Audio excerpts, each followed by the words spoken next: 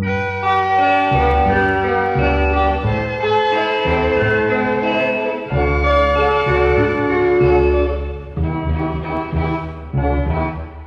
េត្តសៀមរាបប្រៀបថាណោសតការក្នុងប្រតិបត្តិការបាត់ដំណង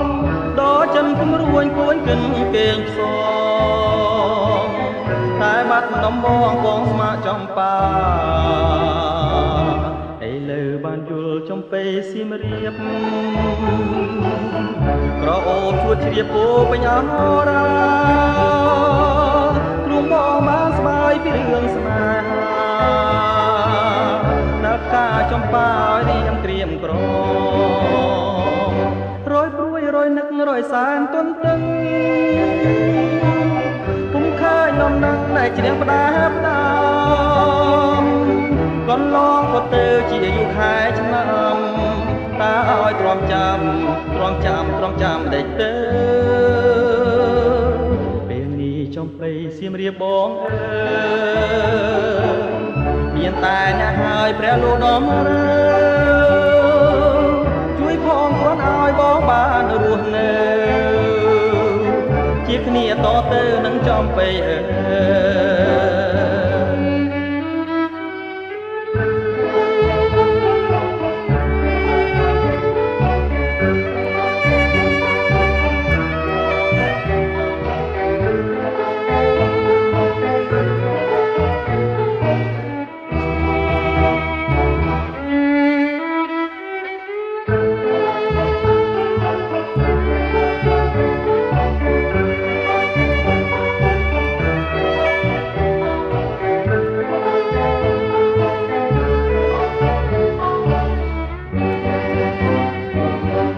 ព្រួយរយនឹករយសែនទន្ទឹង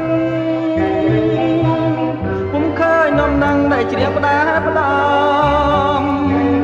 កន្លងក៏ទៅជាយូរខែឆ្នាំ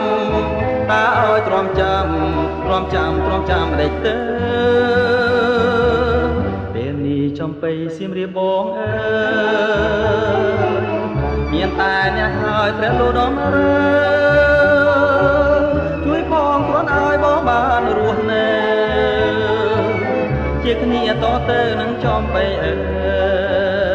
យជាគ្នាតទៅនឹងចំពេអើយជាគ្នាតទៅនឹងចំពេអើយ